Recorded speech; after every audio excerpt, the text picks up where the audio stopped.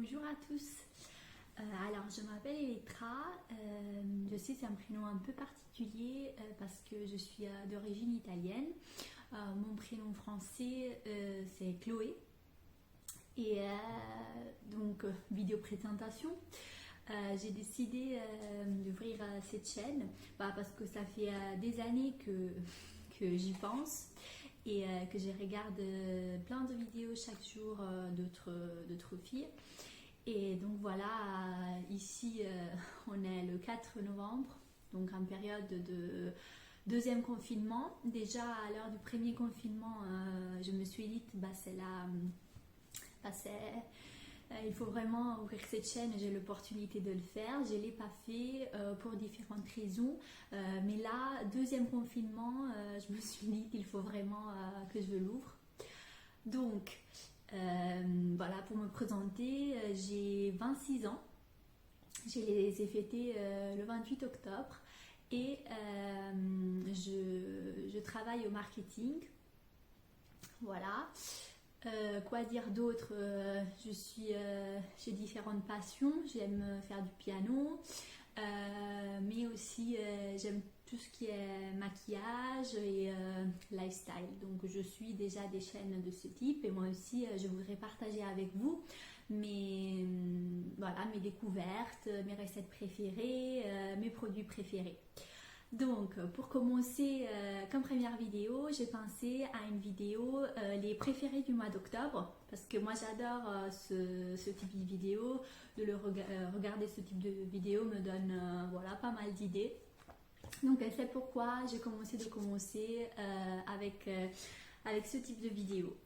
Donc, on va commencer avec la catégorie séries. Les séries que j'ai regardées au mois d'octobre. Alors, il faut que vous sachiez que je viens juste déménager dans un nouveau appartement, d'où le style un peu minimaliste pour le moment. Et on vient juste déménager avec mon copain dans un nouveau appartement, dans un appartement neuf. Et on est en train de le meubler. Et donc voilà, le mois d'octobre, on l'a consacré au début d'aménagement. Donc, je disais, série préférée, on n'a pas encore le Wi-Fi. La fibre est en train d'être mise dans notre logement. Donc, pour le moment, on est en partage de connexion. Mais on arrive quand même à regarder des séries. Alors, la série qui nous a le plus plu en octobre, c'était sûrement Emily in Paris. Alors, je sais que cette série a eu aussi beaucoup de critiques. Moi, je l'ai bien aimée, surtout parce que j'aime bien les séries pas prises de tête, tout simplement voilà, pour s'amuser, passer un bon moment et un peu se décontracter devant une série devant laquelle il faut pas réfléchir. Hein. Après, clairement, il y a des clichés. Même moi, ça fait 4 ans que je vis à Paris. Même si je ne suis pas parisienne, je m'en aperçois que la série est pleine de clichés. Après, elle est sympa. J'ai bien aimé les tenues de Emily. Et aussi, j'espère qu'il y aura une saison 2 parce que ça a été quand même pas beaucoup d'épisodes. Et pas très long, mais bon, j'ai bien aimé. Je pense que tout le monde la connaît, hein. C'est pour ça que je ne fais pas de résumé. Mais bon, s'il y a des personnes qui ne la connaissent pas, c'est l'histoire d'une jeune américaine qui arrive à Paris et en fait travaille dans une agence de marketing, agence un peu de marketing de luxe, je dirais, à Paris. Et donc voilà, on retrouve sa vie parisienne. Et je vous laisserai découvrir la suite. Il y a bien sûr des intrigues, des histoires d'amour, mais bon, c'est bien sympa. Ensuite, une autre série qu'on a regardée pendant le mois d'octobre, que je ne sais pas si elle est très célèbre et si tout le monde connaît, c'est une série sur Amazon Prime. La série s'appelle Upload. Alors, cette série, c'est pas très facile à expliquer, je ne suis pas très douée à expliquer. Donc dans cette série, on est dans le futur et après la mort, en fait, il y a une autre vie, mais cette vie a été créée, en fait, cet environnement a été créé par des informaticiens et donc en fait, une fois qu'on meurt,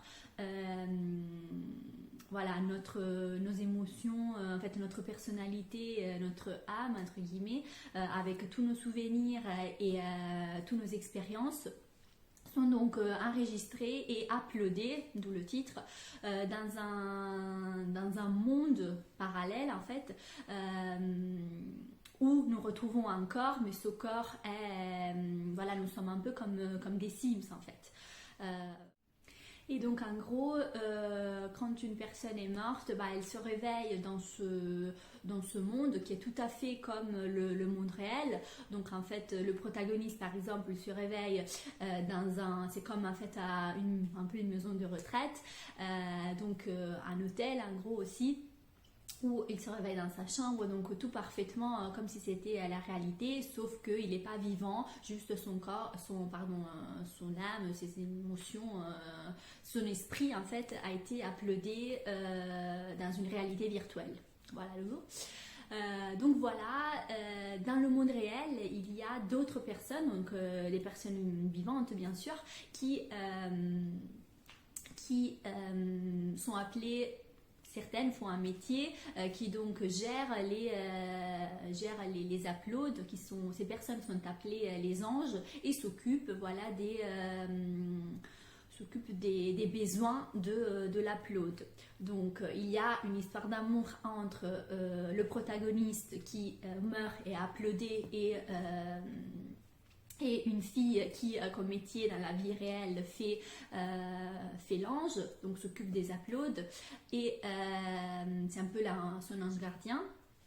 Et du coup, voilà, la série est centrée, il y a une intrigue, parce qu'en fait, on cherche de découvrir est-ce que le protagoniste a été tué, parce qu'il meurt très jeune, bref, il a un accident de voiture.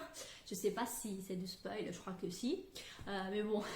Voilà, donc il y a une histoire d'amour entre le protagoniste et son ange, bref, j'explique très très mal, mais pour de vrai, moi j'ai vraiment bien aimé, déjà parce qu'elle fait réfléchir, c'est un peu comme la série Mirrors, un truc comme ça. Black Mirror, où voilà, on pousse la technologie à l'extrême. Là, pareil, en fait, on recrée une vie d'après la mort et voilà, il y a plein d'intrigues. Bref,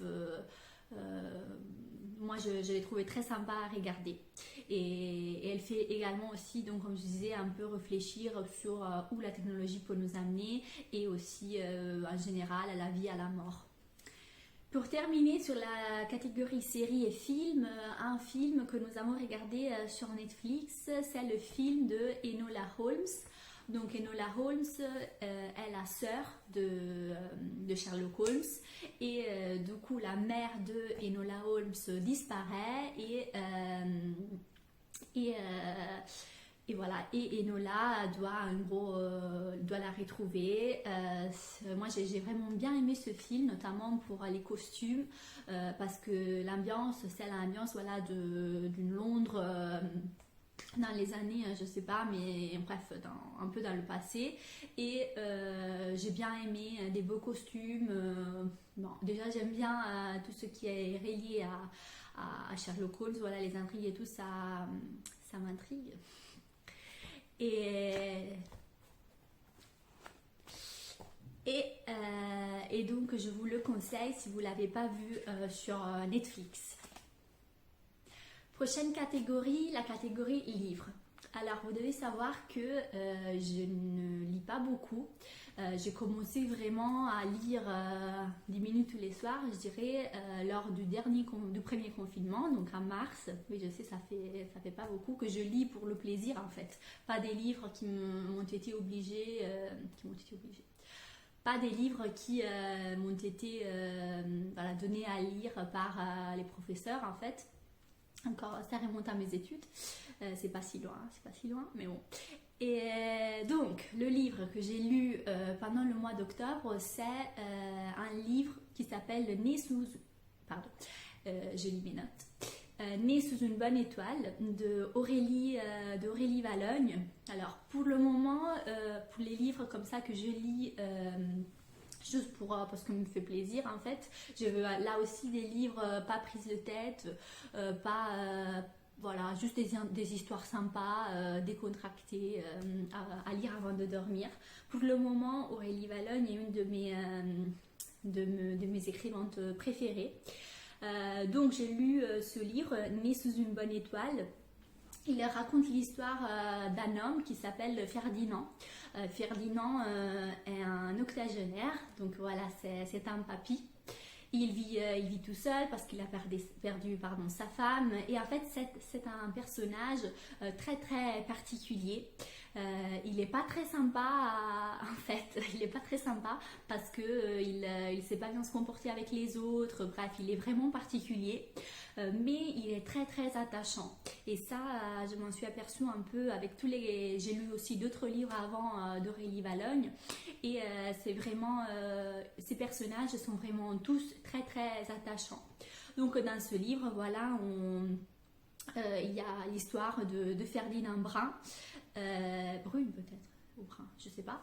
De Ferdinand, il vit dans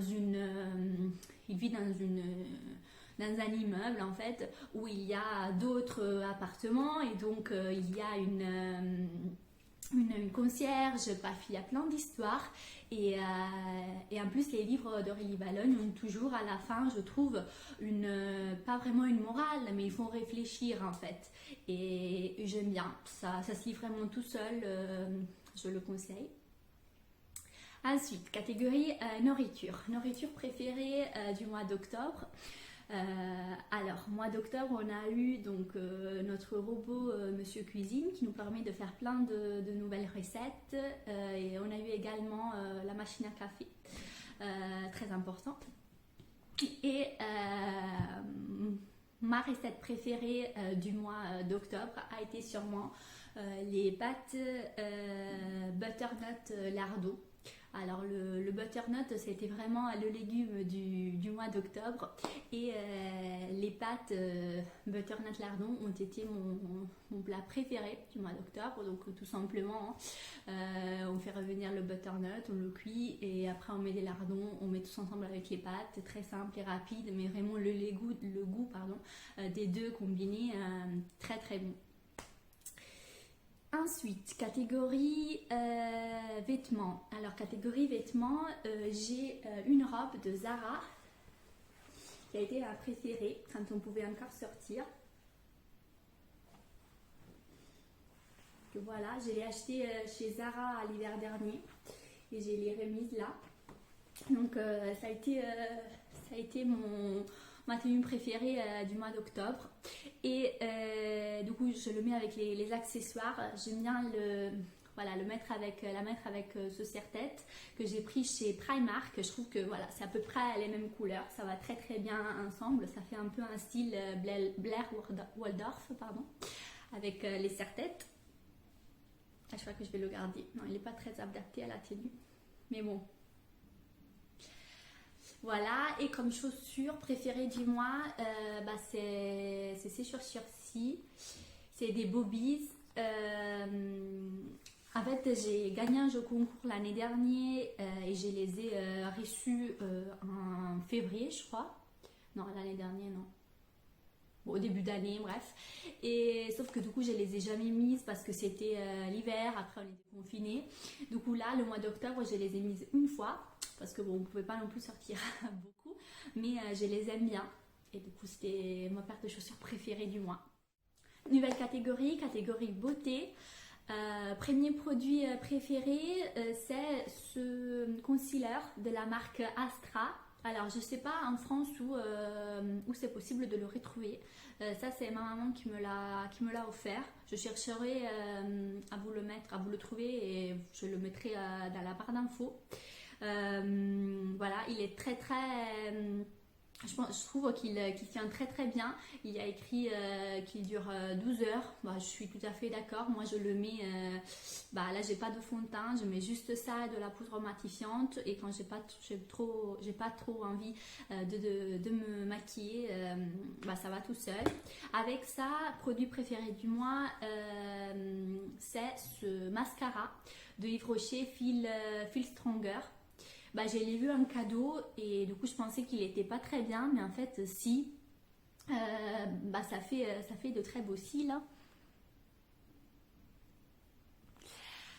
Des cils très très longs et vraiment ouverts, donc avec un effet volume. J'aime bien, je pense qu'il coûte pas cher, il doit coûter autour de 12 euros. Et pour terminer, dernier produit beauté, c'est mes disques de maquillant en coton. Alors moi je les passe directement à la machine à laver, je les lave pas parce que bon, la flemme. Et en fait ça, vous voyez, il est passé à la machine à laver. Celui-là non, il est neuf. Alors il n'y a pas forcément beaucoup de différence. Il vient bien propre, c'est doux, et en plus ça évite de faire des déchets supplémentaires. Alors, avant-dernière catégorie des produits préférés du mois, c'est la catégorie accessoires cuisine. Parce que du coup, vu qu'on vient d'aménager, on a acheté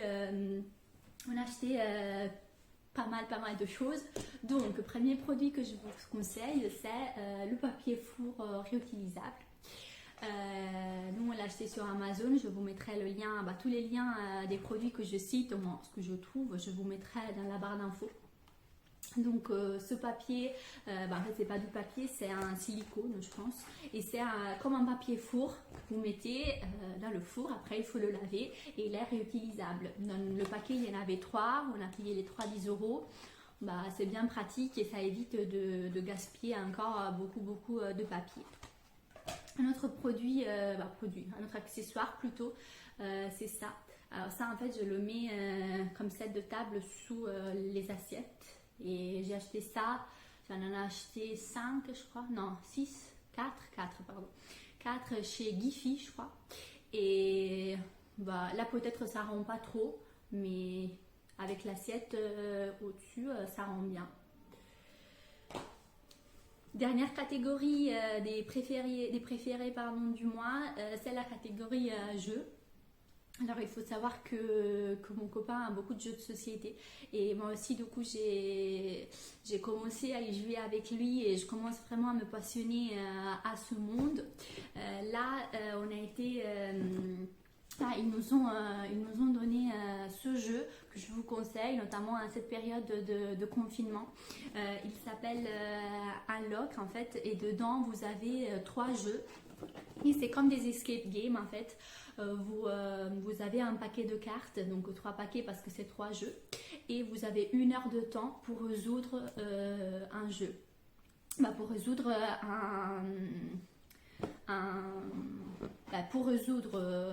pour le résoudre et donc gagner en fait. C'est exactement comme un escape game mais fait avec des cartes, donc très pratique en cette période de confinement pour pouvoir jouer à la maison. C'est très très bien. Après en fait quand vous achetez la boîte vous avez 3 jeux, donc 3 escape games. Une fois que vous en avez fait un, vous n'allez pas le refaire parce que vous n'allez pas refaire 2 fois le même escape game, que vous savez très bien qu'est-ce qu'il faut faire. Donc en fait vous avez 3 jeux et ce que je conseille donc c'est d'acheter une boîte et vos amis en achètent une autre et après vous la passez en fait, parce qu'une fois que les 3 jeux sont faits, vous pouvez pas, si vous pouvez le refaire mais ça n'a pas trop d'intérêt. Mais sinon les jeux sont très très bien faits, franchement c'est un peu dur. Il y a 3 niveaux, facile, mais moyen et dur. Nous on a fait facile et moyen. Et déjà c'était dur, alors j'imagine même pas le dernier, mais bon c'est amusant. Il y a une appli sur le téléphone qu'il faut télécharger et c'est gratuit pour jouer. En fait elle est avec les cartes, en fait les cartes vous disent d'aller sur l'appli, bref tout est très bien expliqué. Et il y a aussi un tutoriel où on peut vraiment un petit peu s'entraîner avant de commencer le premier escape game. Et si vous aimez ça, je vous le conseille,